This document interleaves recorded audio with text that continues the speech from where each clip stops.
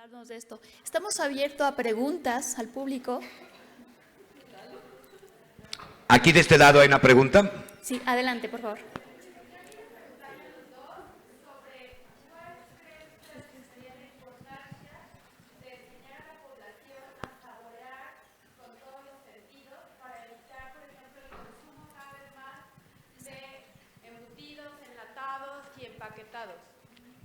Híjole, algo muy importante. Lo que es la gastronomía está vinculada con nuestra manera de ser, nuestra historia, nuestra cultura. Es muy difícil desarraigar algo así como lo que tú dices. Aquí lo que tenemos que hacer, y es parte de nosotros, que estamos en el ramo restauranteros, y parte de ustedes que son nutriólogos, enseñarle a la gente lo que tiene que comer y cómo comerlo. Porque en realidad, si hablamos, yo digo, las ensaladas son muy sanas, coman ensaladas. Oye, pero si me como 3 kilos de ensaladas, ¿qué me va a hacer bien o me va a hacer daño? Entonces, ¿cómo? ¿Y quién come? Aquí hay que ver quién come también en este sector. Lo que tú me dices, embutidos, enlatados y todo eso. Lamentablemente, deberíamos de elevar también un poco lo que es la economía para poder permitir a la gente que no compren producto de bajo costo con el cual podemos llenar un sentido de saciedad y no comer. Te hago una pregunta a ti. ¿Tú ves lo que comes o comes lo que ves? Ve a Tlapa, en Guerrero, y pregúntale si ellos ven lo que comen. Comen lo que ven, no hay de otra. Y así es un poco difícil. Pero aquí podemos poner nuestro granito todos, en donde vamos, y podemos tratar de enseñarle a la gente, capacitarlas y decirle qué es bueno comer y qué no. Créeme que hay productos que lamentablemente hoy en día no se ocupan. Tengo un amigo que decía que si todo el mundo come pastas, no había gente que se muere de hambre. Y te lo hago más sencillo. Si la gente aprendería a comer soya texturizadas, no sabes qué barato es, qué más nutriente es que una salchicha, que una lata de atún o que unos embutidos. Créeme. ¿Alguna duda? Ingeniera Nereida, tenemos una pregunta en la cual dice, ¿cuál es el uso de manteca vegetal en panadería? El uso. Bueno, hay diferentes tipos de grasas, como le mencioné, el origen, la mayoría es bueno, animal, de palma, ahorita está muy, no de moda, pero se utiliza mucho la palma. Es importante también lo de la textura. La grasa animal nos da una textura diferente en panificación y la palma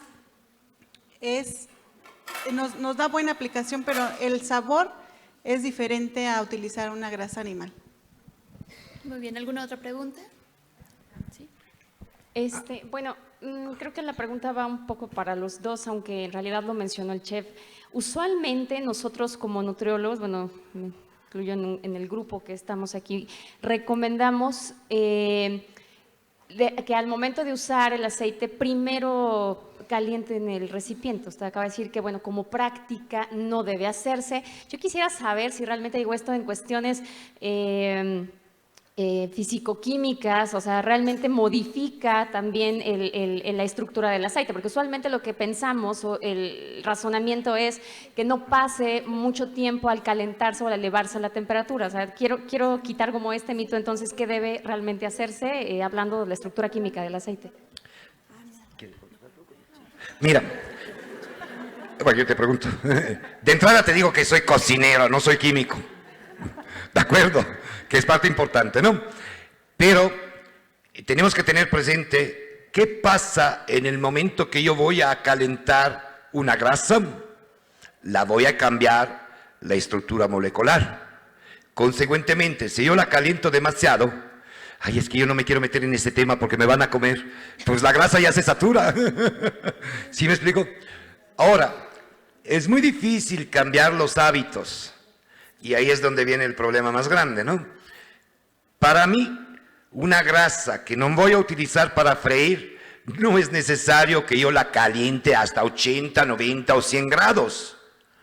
Es necesario nada más 30 segundos que se caliente y en el momento que yo añado otro ingrediente, esto hace sí que ya esa grasa no adquiere, ya se va mezclando con los otros ingredientes y entonces ya no hace ese tipo de concepto. A menos que tú no vas a sellar un producto, hablando de carne, por ejemplo.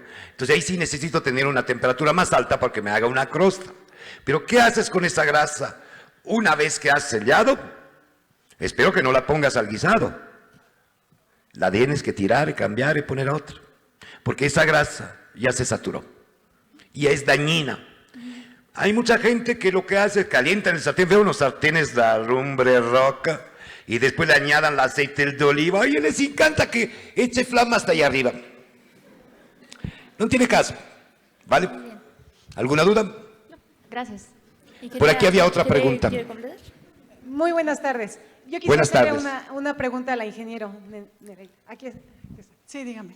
Mire, usted hablaba que en la industria también se utiliza, igual el chef nos está comentando que el aceite de oliva en ocasiones lo utilizan para freír, pero este tipo de aceites, por ser monoinsaturado, pierde sus enlaces rápidamente, ni siquiera puede levantar a los 60 grados cuando ya perdió sus enlaces. Su enlace, perdón. ¿Qué es lo que pasa? ¿Por qué la siguen utilizando a pesar de que esto traería como consecuencias pues daños? Por ejemplo, puede ser precursora de placa de ateroma o alguna otra enfermedad cardiovascular. ¿Por qué se sigue utilizando esto en la industria? A pesar de que se recomendaría aún que el aceite de oliva se debe refrigerar, al igual que otros aceites vegetales. Bueno, como bien lo mencionaron en la exposición de la nutrióloga, hay diferentes tipos de aceites de oliva, que es el extra virgen, el refinado y el virgen. Entonces, depende del tipo de aceite que va a utilizar. El refinado se recomienda para freír y el que no tiene tanto proceso se recomienda más que nada para potenciar el sabor a oliva o agregar en ensaladas y aderezos. Dice que lo recomiendan para freír se utiliza, pero como bien lo dijo el chef, se utiliza más que nada para sellar alimentos, no tanto para freír a altas temperaturas. Pero aún así se elevaría la temperatura a más de lo que cuando pierde sus enlaces. Entonces, finalmente, sí estamos trayendo como consecuencia algún daño a la salud, ¿no? De alguna forma. Cuando sobrecalientas el aceite, sí. Y creo que no nada más es el aceite de oliva, es todos los aceites en general, sí. Por eso tienen su punto de humo, porque cada aceite tiene características específicas. Sí, muy bien. Aquí sería muy importante pues evitar la saturación de los aceites.